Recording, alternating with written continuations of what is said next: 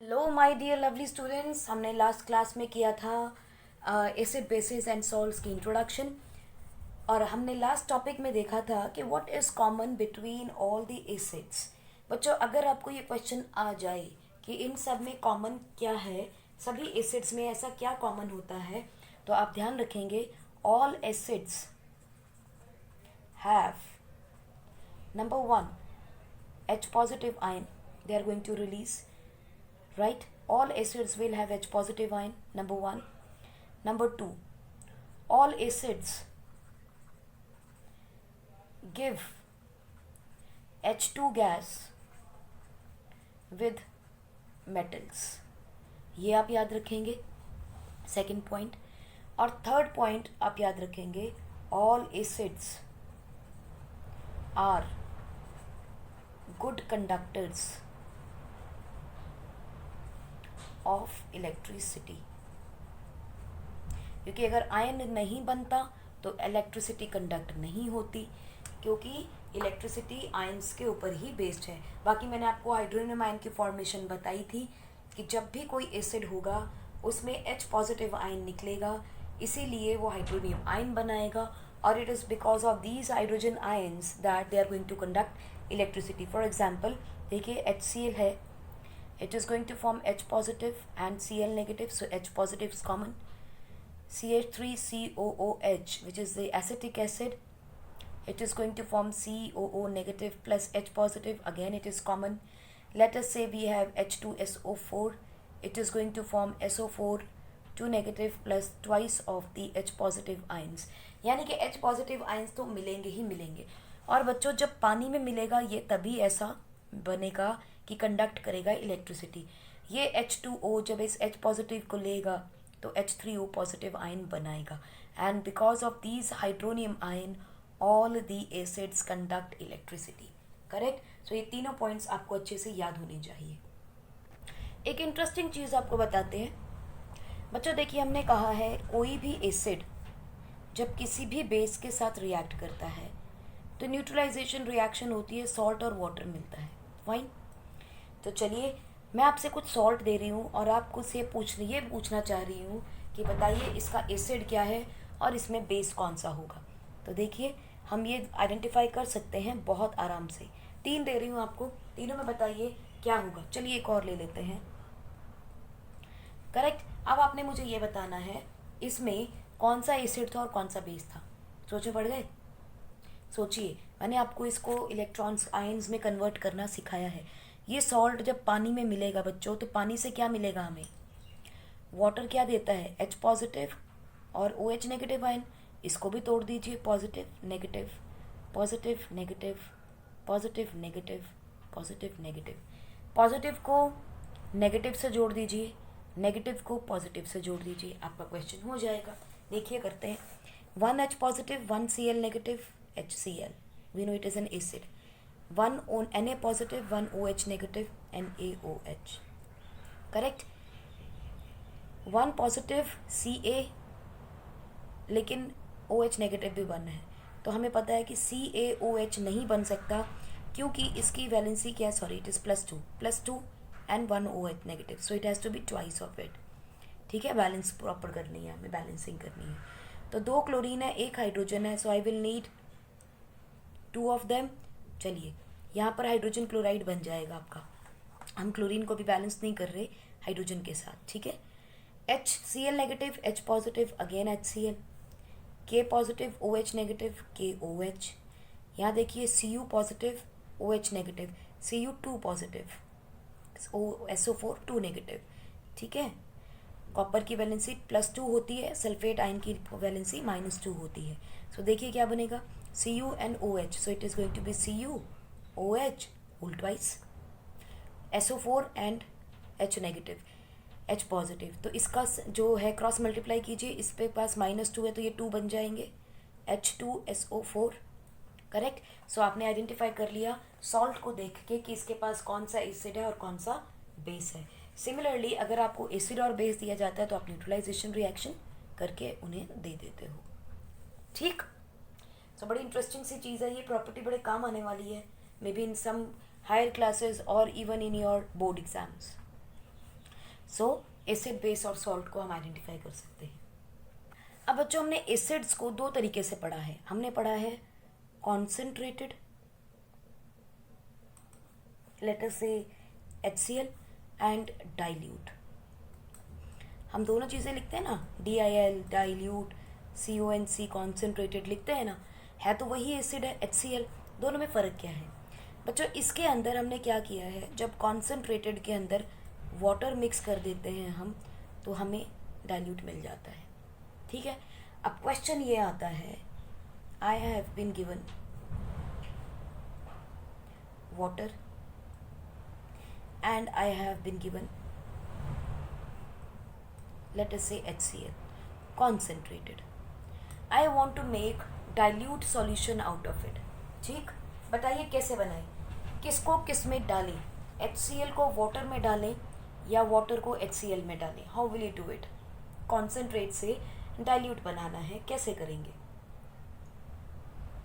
सोचिए ज़रा, take your time, pause कीजिए, सोचिए कि कैसे होगा ये रिएक्शन। दोनों में फ़र्क है बच्चों। ओके, चलिए हम करते हैं इसको। आपने घर में कुछ बनते हुए तेल वगैरह पकते हुए देखा होगा, समथिंग हीट। चलिए, आपने प्रेस तो किया होगा, प्रेस के ऊपर अगर आप पानी छिड़क दोगे तो क्या होगा? एकदम से आपको उसकी स्टीम बन जाएगी, है ना? एकदम से स्टीम बनेगी। या तेल गर्म हो और उसमें पानी कहीं गलती से भी छींटा भी पड़ जाए, 1 ड्रॉप भी पड़ जाए, तो वो उछल के बाहर आता है and it can cause burn, right? Similarly हम पानी एसिड में नहीं डाल सकते, हमें एसिड को पानी में डालना है। क्यों? देखो, मान लीजिए मैंने एसिड के अंदर वाटर को ऐड किया, करेक्ट बच्चों? नाउ एसिड और वाटर की ये रिएक्शन कैसी है? एक्सोथर्मिक, यानी कि हीट बहुत ज़्यादा लिबरेट करती है। जब ये हीट लिबरेट करेगी तो उड़ेगा क्या? सबसे पहले वाटर उड़ेगा, स्टीम बनेगी एंड इमीडिएटली बन जाती है ये स्टीम। पानी आपने डाला, कॉन्सेंट्रेटेड H2SO4 था, हीट बनी और splash of HCl will be there will be splashing of acid. कौन सा एसिड? ऑब्वियसली थोड़ा पानी डाला है तो little bit of dilution will be there. ठीक है, सो जब हम पानी डाल रहे हैं तो व्हाट इज हैपनिंग, इस रिएक्शन से, जो रिएक्शन से हीट निकल रही है वो हीट वाटर ले रहा है।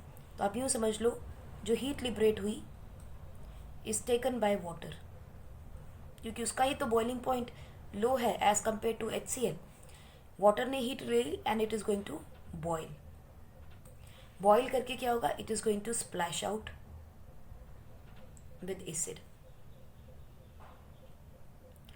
तो क्या है? इंजरी के चांसेस है, स्काल्ड होने के चांसेस हैं। स्काल्ड क्या होता है बच्चों? It is burning by acids. Burning by acids is called as scald. burn by acid is known as scald. So ऐसा कुछ ना हो, इसके लिए हम क्या करते हैं बच्चों? देखिए, क्योंकि पानी यहाँ तो कम था तो कितना उड़ेगा, थक से बाहर आ जाता है। अब यहाँ क्या हुआ? हमने ड्रॉप बाय ड्रॉप हमने इसमें एसिड डाला, concentrated. Again there is an exothermic reaction, heat तो यहाँ भी लिबरेट होनी है ना? हीट तो यहाँ भी लिबरेट होगी, लेकिन ये हीट एब्जॉर्ब कौन करेगा? It is absorbed bye water, क्योंकि उसका टेम्परेचर लो है तो वो पानी जो है वो हीट एब्जॉर्ब कर लेगा। लेकिन अभी देखिए पानी की क्वांटिटी बहुत ज़्यादा है, so it is absorb by water which is in large quantity, correct? As a result what will happen? This will increase the temperature of solution. It is going to increase the temperature of solution. कौन सा solution? HCl और water का solution, जो हम धीरे धीरे drop by drop HCl अंदर डाल रहे थे। उसका टेम्परेचर राइज करेगा लेकिन बर्निंग नहीं होगी, but no scald can occur, क्योंकि हीट तो आपने एब्जॉर्ब करा दी है। So that is why when we have to dilute a concentrated acid we will do by adding acid to water and not water to acid. ठीक है. सो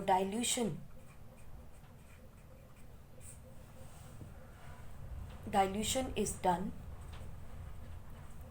by adding acid to water and not water to acid because the reaction is highly exothermic.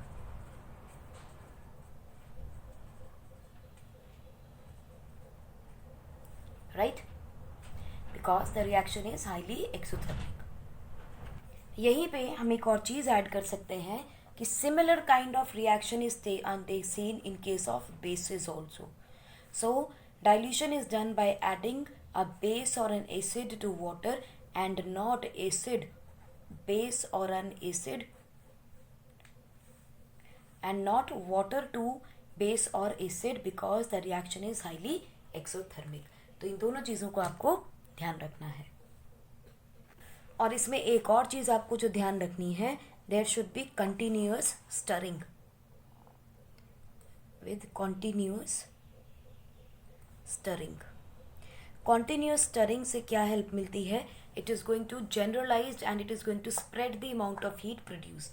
तो easy dilution and continuous stirring will help in spreading that amount of heat rather than keeping it on one place.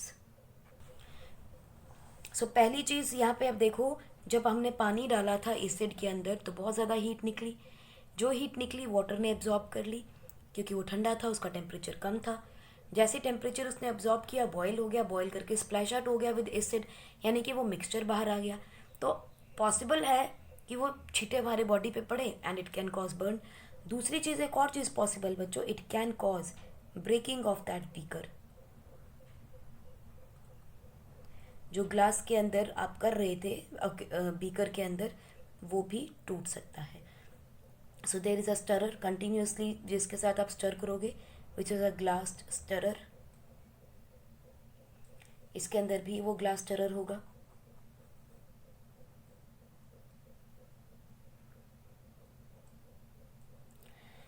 Right. So ये बहुत important question है. How will you dilute और how will you dissolve water in acid और a base in a safest method. So इसमें एक question ये आता है, why water is not added to acid और बेस. ये क्वेश्चन भी आता है. या क्वेश्चन ये आता है, how will you dilute a concentrated acid और base. ठीक है. तो ये दोनों में से कोई भी क्वेश्चन किसी भी फॉर्म में आ सकता है और उनका आंसर एक ही है. It has to be diluted by adding acid or a base drop by drop in water rather than adding water to acid or base. एक और चीज़ देखिए, जब हम डाइल्यूशन करते हैं तो क्या हो रहा है? ये है आपका कॉन्सेंट्रेटेड, मान लेते हैं HCl ही है, beaker number A concentrated HCl है. ठीक है बच्चों. दूसरा हम लेते हैं बीकर हमारा, जिसमें हमने क्या किया है, डाइल्यूट HCl लिया है. This is my beaker number 2. ठीक. दोनों में फ़र्क कैसे आइडेंटिफाई करेंगे बच्चों? हम क्या करते हैं, एक छोटा सा एरिया मार्क कर लेते हैं. ठीक. हम इस एरिया को लेटर से 1 मीटर स्क्वायर मान लेते हैं एरिया. ठीक है. और ये भी 1 मीटर स्क्वायर मान लेते हैं एरिया. चलेगा? ओके. अब हुआ क्या, देखिए यहाँ पर जो H पॉजिटिव आयन की बच्चों कॉन्सेंट्रेशन है, या OH नेगेटिव आयन की कॉन्सेंट्रेशन है, या हाइड्रोनियम आयन की कॉन्सेंट्रेशन है, वो इस तरह से अंदर टाइट पड़ी है. क्यों पड़ी है tight? Because solute is maximum. क्योंकि पानी तो है नहीं इसमें, बहुत कम है पानी, कॉन्सेंट्रेटेड H2SO4 है.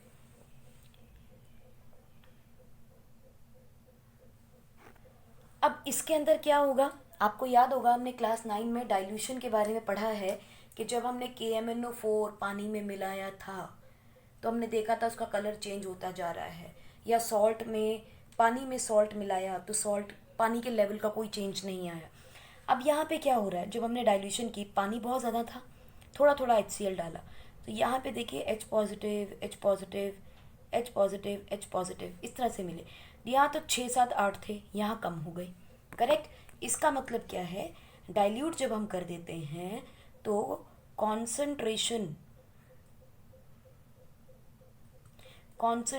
ऑफ H पॉजिटिव या OH नेगेटिव और H3O पॉजिटिव या OH नेगेटिव आयन्स है ना बच्चों ये। सो द कॉन्सेंट्रेशन ऑफ इनमें से कोई भी आयन हो सकता है पर unit volume decreases on mixing water. पक्की बात है, वॉल्यूम तो उतना ही है बीकर में। देखिए वॉल्यूम ऑफ लिक्विड तो उतना ही था, इसमें भी इतना ही है, इसमें भी इतना है, लेकिन इसमें पानी ज़्यादा है, it has got water. So maximum क्या है यहाँ, इज सॉल्वेंट। और कौन सा सॉल्वेंट है बच्चों, वाटर। तो यहाँ पे वाटर की कॉन्सेंट्रेशन बहुत ज़्यादा है, तो डेफिनेटली H पॉजिटिव आयन की कॉन्सेंट्रेशन जो है पर यूनिट वॉल्यूम चलो मीटर क्यूब कर लेते हैं, एरिया नहीं लेते, क्यूब ले लेते हैं, 1 मीटर क्यूब वॉल्यूम के अंदर वो कम हो जाती है। ठीक है। And this decrease in the concentration per unit volume is known as dilution. तो डाइल्यूशन को हम क्या कहेंगे, वो था by the process of dilution क्या था। अब हम कह रहे हैं डाइल्यूशन क्या होता है। Dilution is process in which concentration of hydronium ion or OH negative ion decreases per unit volume is called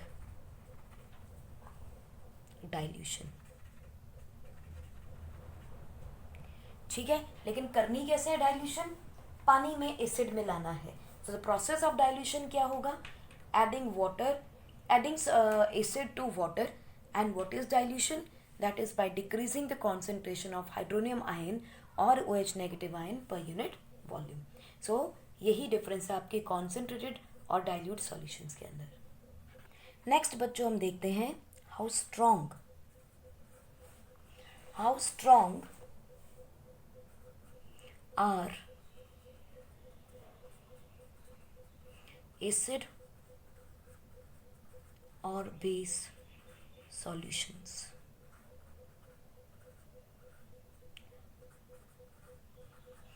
How strong are acid or base solutions। हम इसकी स्ट्रेंथ कैसे फाइंड आउट करें, कोई तो मेथड होना चाहिए, कोई तो हमारे पास पैरामीटर होना चाहिए। करेक्ट। तो इसकी स्ट्रेंथ को फाइंड आउट करने के लिए बच्चों हमारे पास एक यूनिवर्सल इंडिकेटर हमने देखना है। ठीक है, जिस तरह से हमने एसिड्स जो हैं वो बेसिस कैसे होते हैं यूनिवर्सल इंडिकेटर में डाला और देख लिया कि ये एसिड है, ये आखिर एक बेस है। लेकिन अब हमें अगर इसकी स्ट्रेंथ देखनी है तो स्ट्रॉन्ग हम देखते हैं या वीक हम देखते हैं by the concentration, by concentration of H positive और OH negative ions।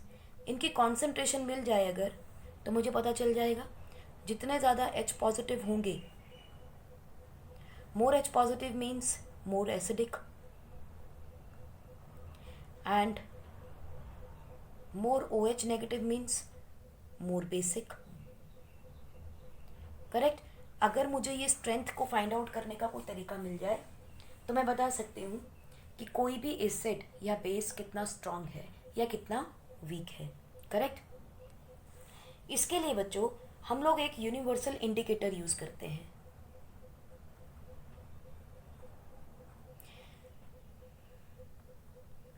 This universal indicator shows different colors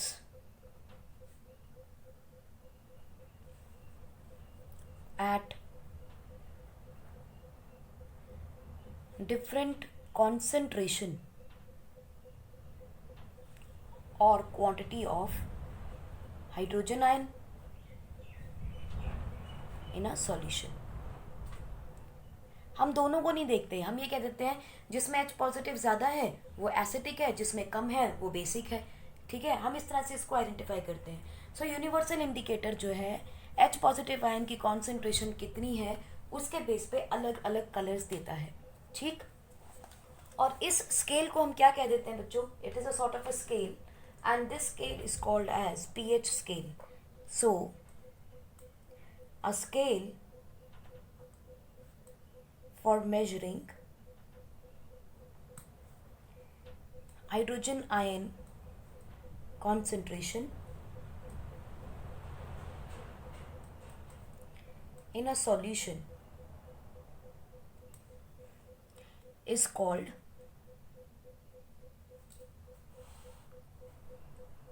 pH scale. Scale के बारे में हमें थोड़ा ध्यान से देखना है बच्चों.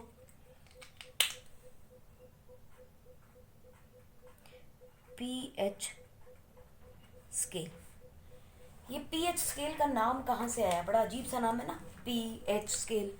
बच्चों यहाँ P का मतलब है पोटेंस, और पोटेंस जो है बच्चों एक जर्मन वर्ड है जिसका मतलब होता है पावर. क्या होता है? पावर. और यहाँ H का मतलब है H positive ion. So power of H positive ion is known as pH, और जो ये स्केल दिखाता है उसे हम कहते हैं pH scale.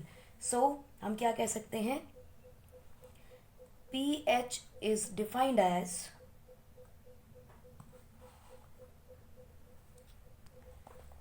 The magnitude of the negative power to which 10 must be raised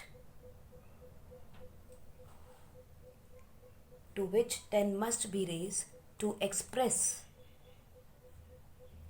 the concentration of H positive ion of the solution in moles per liter. I hope आपको ये याद होगे नंबर ऑफ मोल्स की calculation from your class 9. Number of moles कैसे निकालते हैं? Number of moles निकालते हैं बच्चों given mass of solute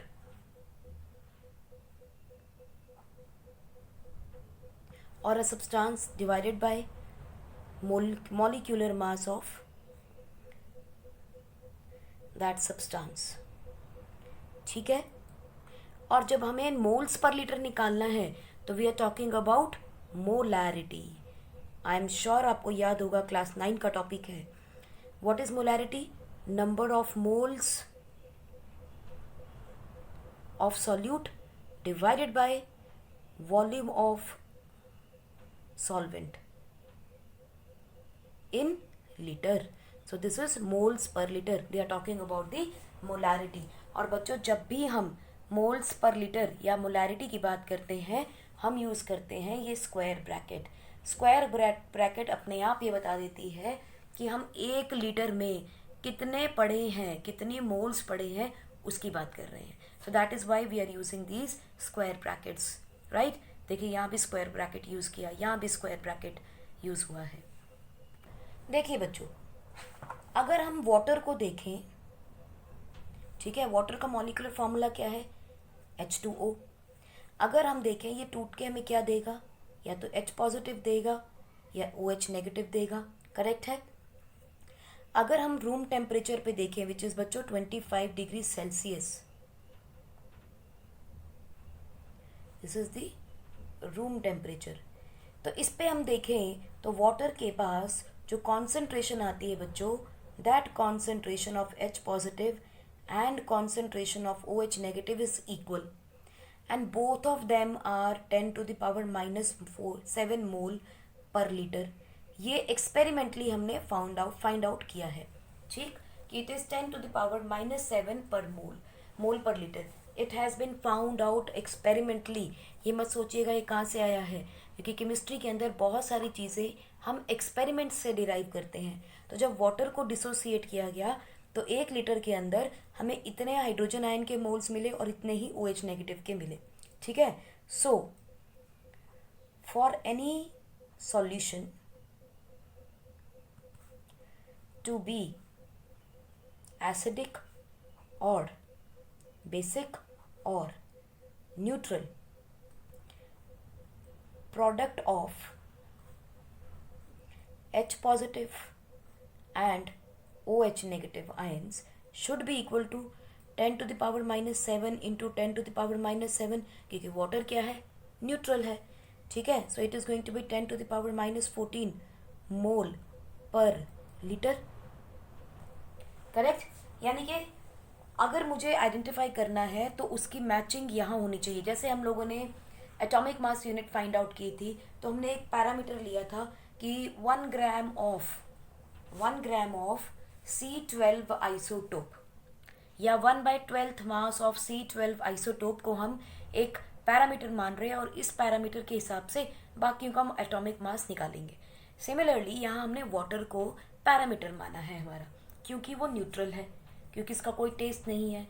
litmus paper इसमें डाल के देखा तो ना तो ये एसिडिक हुआ ना ही बेसिक हुआ, यानी कि इसके अंदर जब लिटमस पेपर डाला तो ना तो रेड वाला ब्लू हुआ ना ब्लू वाला रेड हुआ। इसका मतलब ये न्यूट्रल था मेरे लिए, एंड इजीली अवेलेबल भी है, दुनिया में कहीं भी मिल जाएगा मुझे। सो व्हाट वी डिड, हमने इस वाटर को डिसोसिएट किया, ठीक है, और तोड़ने के बाद देखा कि इसके अंदर 1 मीटर क्यूब वॉल्यूम के अंदर जितने H पॉजिटिव आयन थे उतने ही OH नेगेटिव आयन भी मिले।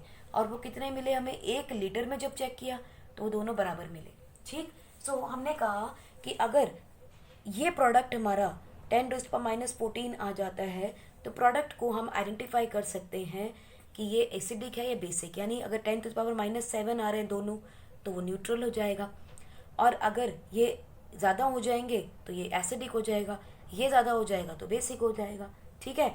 सो दिस प्रोडक्ट बच्चों is called as ionic product of water, क्योंकि आयन्स बन रहे हैं, वाटर के आयन्स हैं, इन दोनों को मल्टीप्लाई किया है हमने, correct. So ionic product of water, इसको डिनोट किया जाता है बच्चों KW के साथ, W as a subscript. So we can say if H positive ion concentration is known, OH negative ion concentration is automatically fixed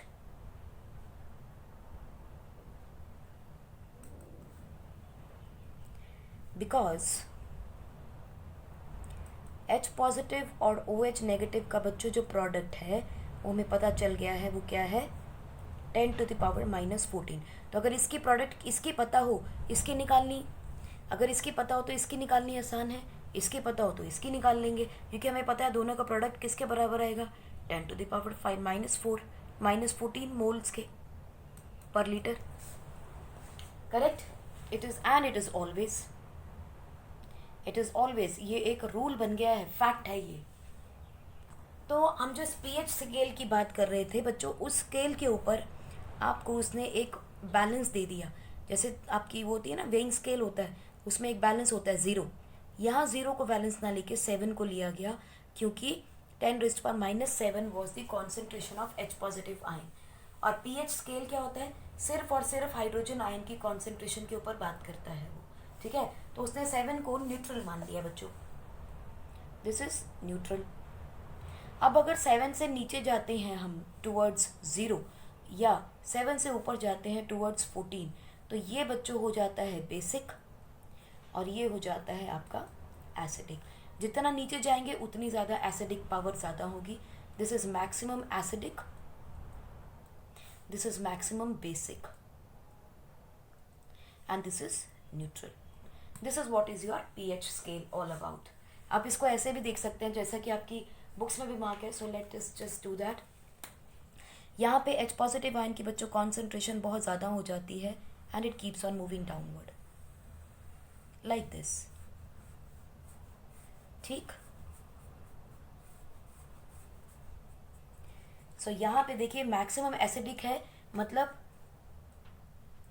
maximum H positive ion की concentration मिलेगी, और यहाँ पे मिनिमम H पॉजिटिव आयन की concentration मिलेगी आपको। Correct है? यहाँ मैक्सिमम OH नेगेटिव आयन की कॉन्सेंट्रेशन होगी, यहाँ पे मैक्सिमम H पॉजिटिव की, minimum OH H positive, this is minimum OH negative. I hope it is clear to you. चलिए इसके बेस पे कुछ एग्जाम्पल करते हैं, हमें पॉइंट और क्लियर हो जाएंगे। देखिए एग्जाम्पल है आपके पास, सबसे पहले H positive ion concentration is 0.1 molar. ठीक है, तो इसका मतलब क्या हो गया, H पॉजिटिव आयन की कॉन्सेंट्रेशन को हम लिख सकते हैं 10⁻⁻1 बिकॉज वी कैन से 1/10 मोलर, तो 10⁻⁻1 मोलर कर सकते हैं, राइट। और हमने क्या कहा था, pH क्या होता है बच्चों, pH is equal to log⁻10 of H positive ion concentration. pH is log of 10, तो हमने कहा था ना कि to which power it should be raised, the power to which it must be raised. So this is log⁻10 of molar concentration of H positive ion. बच्चों ध्यान रखिएगा, log⁻10 of 10 is always 1. ठीक है, log⁻10 of 10 is always equal to 1. इसका मतलब क्या है, इसका मतलब ये है कि 10 को, इस 10 को, नीचे वाले 10 को कितनी बार मल्टीप्लाई किया जाए कि मुझे ये मिल जाए। तो आप ये देखिए, late us say log of A to B is equal to x मान लेते हैं। ठीक है, log of A to B is equal to x। इस A को मैं इस x के साथ मल्टीप्लाई करूँगी अगर, यानी A multiplied by x will give me B।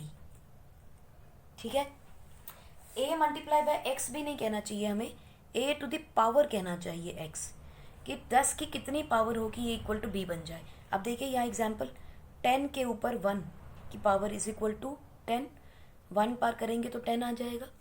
So this is just simple log that I am going to tell you. एक बार फिर सुन लो, log to the base A of B, इसको कैसे रीड करते हैं, log to the base A of B is equal to x, इसको रीड ऐसे किया जाता है। So log to the base A of B is equal to x। क्या मतलब है कि इस A की पावर अगर मैं x बना दूं तो उसकी वैल्यू B आनी चाहिए, शुड बी इक्वल। तो 10 हमने लिया है बेस में, 10 ले लिया, x की वैल्यू हमने 1 बताई है, ले ली, is equal to 10। Is it okay, it should be equal, if it is not equal then your answer will be wrong. ठीक है, ये हमेशा नंबर में आना ही चाहिए। सो नाउ हमने कहा है log to the base 10 of H positive ion, कितनी है H पॉजिटिव आयन, 10⁻⁻1। ठीक है, अब हमने जब pH निकालना है बच्चों, हम इसके लॉग की कैलकुलेशन में अभी नहीं जाएंगे, बिकॉज लॉग की कैलकुलेशन हम बाद में पढ़ेंगे इन योर हायर क्लासेस। यहाँ हमें इतना समझना है कि इस 10 की जो भी पावर होगी, इसको भूल जाइए, इस 10 की जो भी पावर होगी that is your pH। So इस 10 की पावर जो भी होगी that will be equal to your pH। So यहाँ 10 की पावर क्या है, -1, so pH will become equal to 1। ठीक है, कुछ और एग्जाम्पल्स करते हैं, विल बी मोर क्लियर। दूसरा क्वेश्चन देखते हैं हमारे पास, H positive ion concentration is 10⁻³ moles per litre. Video को पॉज कीजिए और पॉज करके इसका आंसर बताइए मुझे क्या होगा। पॉज इट, आई होप आपने सॉल्व कर लिया है। सो पॉज इट, अगर नहीं किया पॉज इट, 1 2 3। चलिए हम लोग करते हैं। मैंने क्या कहा था आपको, pH is equal to log to the base 10 को आप भूल जाइए, आप सिंपल H पॉजिटिव आयन की मोलर कॉन्सेंट्रेशन पे कॉन्सेंट्रेट करेंगे, क्योंकि आपको जब भी मोलर कॉन्सेंट्रेशन मिलेगी 10 की पावर से ही मिलेगी। सो वैल्यू पुट कर लेते हैं, 10⁻³ और मैंने क्या कहा है, इस 10 की जो भी पावर है वही आपका pH है, बस नेगेटिव साइन को छोड़ दीजिएगा, it will become positive, so the pH will be equal to 3। ठीक है, चलिए एक और क्वेश्चन करके देखते हैं। For neutral solution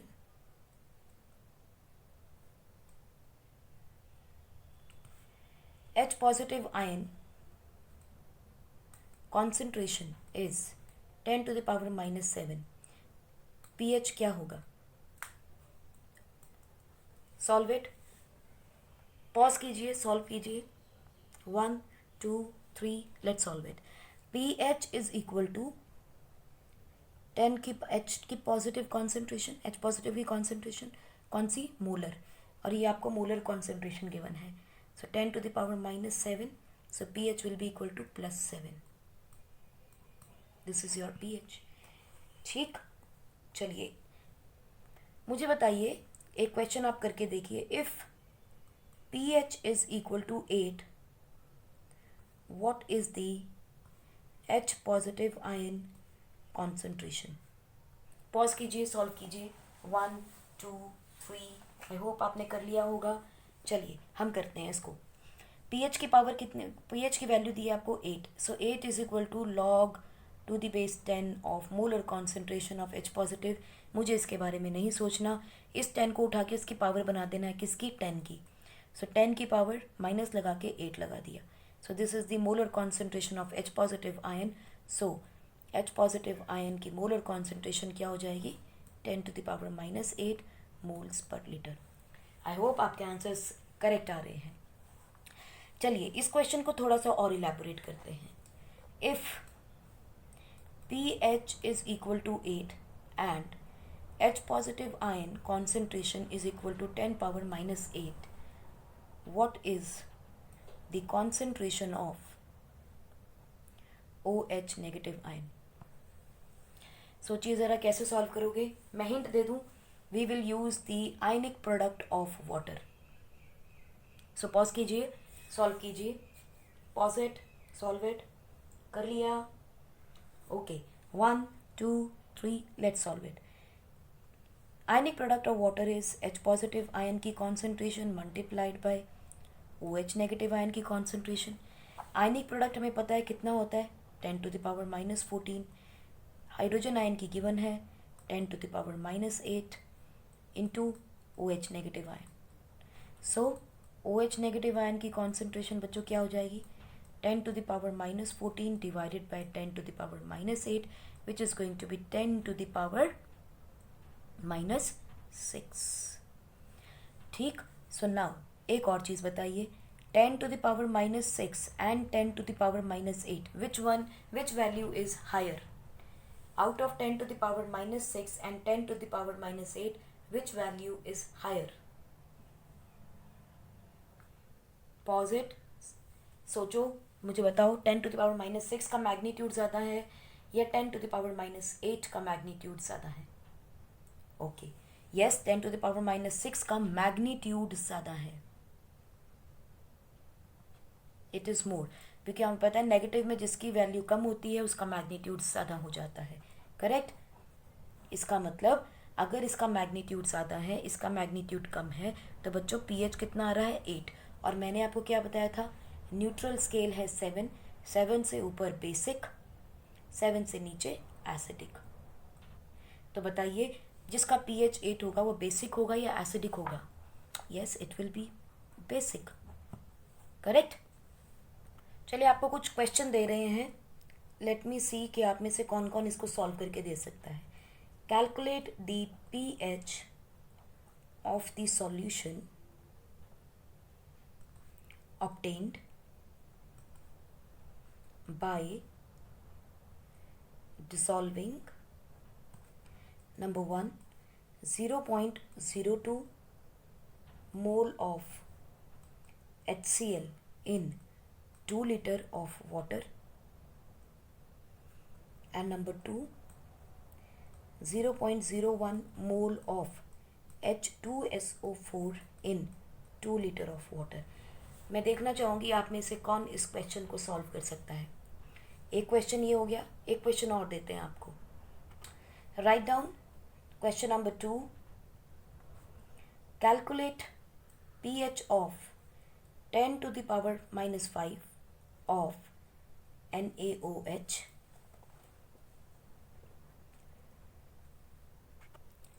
and number 2. Calculate pH of 10 to the power minus 2 of HCl. एक क्वेश्चन और लिख लीजिए. A solution of pH is equal to 3. It is diluted 100 times. What is the pH of the solution after dilution? आपको ये 3 question मुझे करके बताने हैं. अब हमारे दिमाग में एक और सवाल उलझन पैदा करता है बच्चों. वो ये है कि इस पीएच को पढ़ना ही क्यों है मुझे? Why do I need to study pH? What is the importance of pH in daily life? क्यों पढ़ना है ना? तो सबसे पहली चीज़ बच्चों है आपके प्लांट्स के लिए. ठीक है, plants and animals are sensitive to pH. बच्चों इस बेस के ऊपर यानी इस टॉपिक के ऊपर बहुत सारे क्वेश्चन हर साल पेपर में आते ही आते हैं. यहाँ से लगभग 4 या 5 क्वेश्चन बनते हैं और हर बार एग्जामिनर घुमा के क्वेश्चन ज़रूर देता है. सो बी प्रिपेयर्ड फॉर दिस. देखिए, मान लीजिए आपकी जो बॉडी है that works on the pH of 7 to 7.8. So body works at pH 7.0 या न्यूट्रल टू 7.8. ठीक है, सिर्फ इतनी ही रेंज के अंदर लिविंग ऑर्गेनिज्म सर्वाइव कर सकता है. So you can say that during this in this pH range life exists. ठीक, जब पानी में एसिड रेन होती है when pH of rain water reduces less than 5.6, it is called as acid rain. ठीक, अब आप सोचो जब एसिड रेन पड़ेगी तो लाइफ का क्या होगा? हम इस पीएच रेंज पे काम करते हैं, लेकिन अगर इस पीएच का पानी एटमॉस्फेयर में आ जाए, पानी नदियों में आ जाए, आपके गमलों में पड़ा हुए पौधों पे आ जाए, जो आपने गार्डन बनाया उनके ऊपर पड़े, तो what will happen? And even जो आपकी एक्वेटिक लाइफ है उसके अंदर क्या इफेक्ट पड़ेगा? It will be very difficult for them to survive, right? So this acid rain reduces pH of soil, water, of lakes and even your rivers. और किसका change करेगा pH? ये मरीन का भी. ठीक है, this is going to affect the aquatic life. So aquatic life is badly hampered और badly affected at this pH. So this is why we want that pH should always be remaining the neutral or between 7 to 7.8. So acidic rain से हमें बचना चाहिए. इसी से related एक point और ध्यान रखिएगा.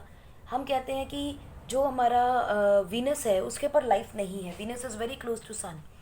नाउ इस वीनस के ऊपर आप देखोगे जो क्लाउड्स है ना बच्चों, वीनस के ऊपर जो क्लाउड्स हैं दे आर ऑफ 2 कलर्स. एक है थिक वाइट कलर का और एक है उसके साथ येलोइश क्लाउड. ठीक, और ये क्लाउड दोनों थिक वाइट और येलोइश क्लाउड क्यों है? Because of sulphuric acid. ठीक, अब देखो कितना सारा एसिड पड़ा है. डू यू थिंक कि वहाँ लाइफ एग्जिस्ट कर सकती है? वी कैन नॉट से, बिकॉज पीएच लाइफ के लिए कितना चाहिए? 7 to 7.8. Sulphuric acid is a very strong acid. Very strong acid जिसका pH 1 to 4, 1 to 2 के बीच में आता है इसका pH। सो सोचो 1 to 2 pH के ऊपर लाइफ कैसे एग्जिस्ट कर सकती है, जबकि लाइफ को 7 to 7.8 का pH चाहिए है, राइट। अब देखिए ज़रा, आप अपनी जो गार्डन है उसकी मिट्टी उठाएंगे, ठीक है। Take soil in your backyard and check its pH। उसका pH चेक कीजिए आप। pH चेक करने के लिए मैंने आपको बताया है, उसको आप सॉल्यूशन को उसको पानी में मिक्स कीजिएगा। पानी में H पॉजिटिव आइंस आ जाएंगे या OH नेगेटिव आइंस आ जाएंगे, कलर चेंज होगा। लिटमस पेपर डाल सकते हो to check the colour change, या फिर उसको आप स्केल के ऊपर चेक करोगे, pH स्केल के ऊपर, ठीक है। सो हम क्या देखते हैं, हमने जब इस पानी इसको मिट्टी को लिया, सॉइल लिया आपने, ठीक है बच्चों। चलिए इसका एक्सपेरिमेंट करके देख लेते हैं। लेट अस से you took 2 gram of soil, ठीक है, एक चुटकी बनेगा।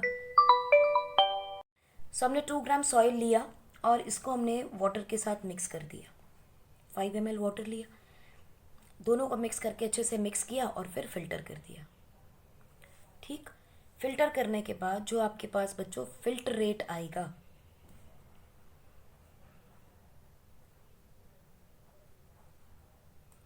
ठीक, यहाँ आ जाएंगे आपके रेजिड्यू, ये आ जाएगा आपका फिल्ट्रेट, ठीक।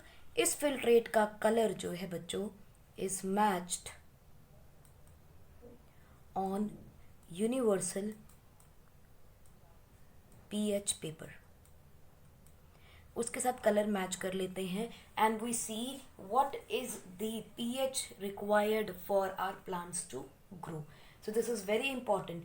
समटाइम्स क्या होता है बच्चों कि प्लांट सॉइल का जो एसिडिटी है वो बहुत ज़्यादा बढ़ जाती है, तो हम उसमें अंदर क्या मिला देते हैं, सम बेस, और यूजुअली हम इसमें चूना मिलाते हैं which is the calcium carbonate, ठीक है।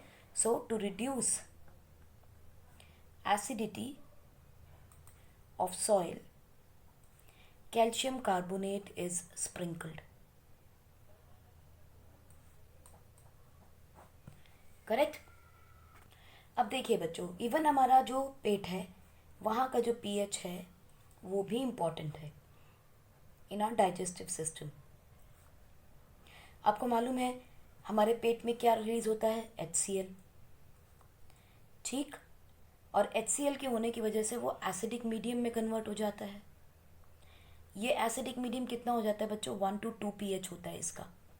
HCl is very strong acid, ठीक। अब क्या है, it is required, yes we know that it is required for digestion of protein,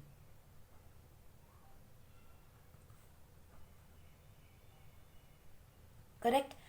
but if HCl is produced in excess, बहुत ज़्यादा produce होने लगे, तब क्या हो जाता है, पेट में जलन शुरू हो जाती है। It causes acidity. पढ़ा है ना एसिडिटी हमने जब हम चैप्टर 1 पढ़ रहे थे। एसिडिटी, या जिसे हम कहते हैं burning sensation and irritation is there. किसकी इरिटेशन है, इरिटेशन ऑफ स्टमक की म्यूकोजा की, स्टमक की लाइनिंग की, जिसे कौन प्रोटेक्ट कर रहा था, आपका म्यूकस, राइट। सो जब HCl ज़्यादा प्रोड्यूस होने लगता है तो एसिडिटी हो जाती है, क्योंकि स्टमक की लाइनिंग इरोड होने लग जाती है। सो इसको कम करने के लिए हम क्या करते हैं, to reduce effect of acid, हमें क्या चाहिए, न्यूट्रलाइज कैसे करते हो इसको, बेस के साथ। To reduce the effect of acid we need antacid, something which is against antagonistic to acid, ठीक है। तो एंटासिड इज रिक्वायर्ड बच्चों। दीज एंटासिड्स आर बेसिस, ठीक है। जैसे आपने सुना होगा इनो पी लो, इनो ले लो, मीठा सोडा खा लो।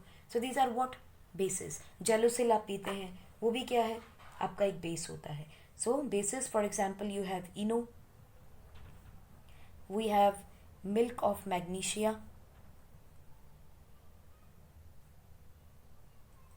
मिल्क ऑफ मैग्नीशिया बच्चों कुछ नहीं होता, जैसे कैल्शियम हाइड्रोक्साइड होता है ऐसे ही मैग्नीशियम हाइड्रोक्साइड को हम मिल्क ऑफ मैग्नीशिया बोल देते हैं, ठीक है. So with different kind of bases are used to neutralise the acidity. So this is the importance of knowing the pH of your body also. Next आप देखोगे आपका पीएच जो है change as the cause of tooth decay. आपके दांतों में जो कीड़ा लगता है उसके पीछे भी जो राज है वो क्या है, पीएच है. कैसे, देखिए हमारा जो माउथ है ना बच्चों वो भी एसिडिक रहता है. It is pH of mouth is lower than 5.5.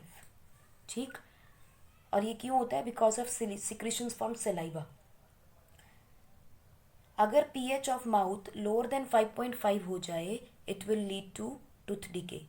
यानी हमारा जो मुंह का पीएच है वो इससे ऊपर रहना चाहिए. It leads to tooth decay अगर इससे कम हो जाए. ठीक, हमारा जो इनामल है ना बच्चों it is the hardest part of the body. आपको पता है इनामल सबसे हार्ड होता है and it is made up of calcium phosphate like CaPO4 thrice. .CaF2 भी होता है इसके अंदर, लेकिन अगर किसी को याद हो जाए तो ठीक, नहीं तो खाली कैल्शियम फॉस्फेट याद कीजिएगा. ठीक, कैल्शियम फॉस्फेट से बनता है एंड एनामल इज द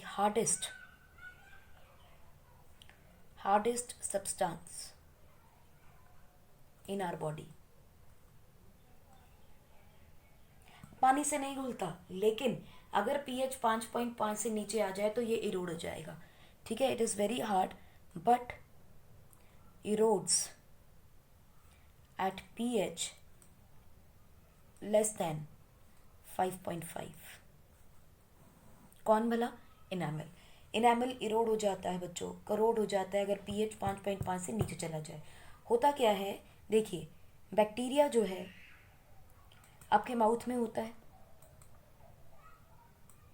ये बैक्टीरिया प्रोड्यूस क्या करता है बच्चों, एक एसिड को प्रोड्यूस करता है. ठीक है, कैसे प्रोड्यूस करता है एसिड, बाय डिग्रेडेशन और decomposition of sugar and food particles in the mouth.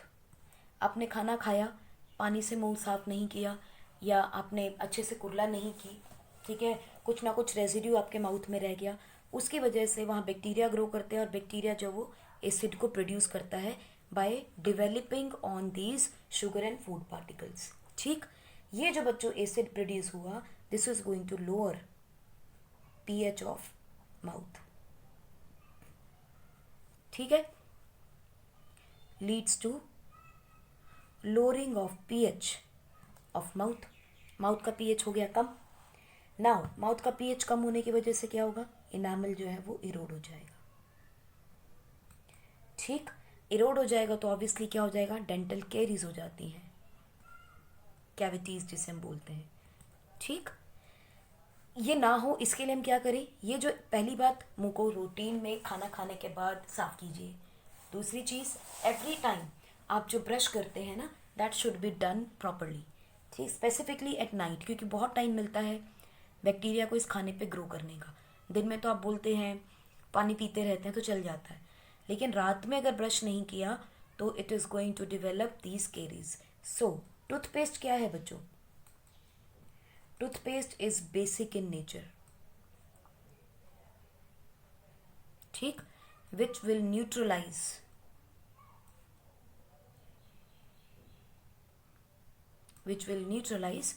acid produced by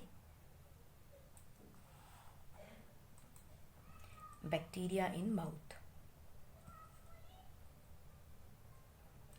and hence prevents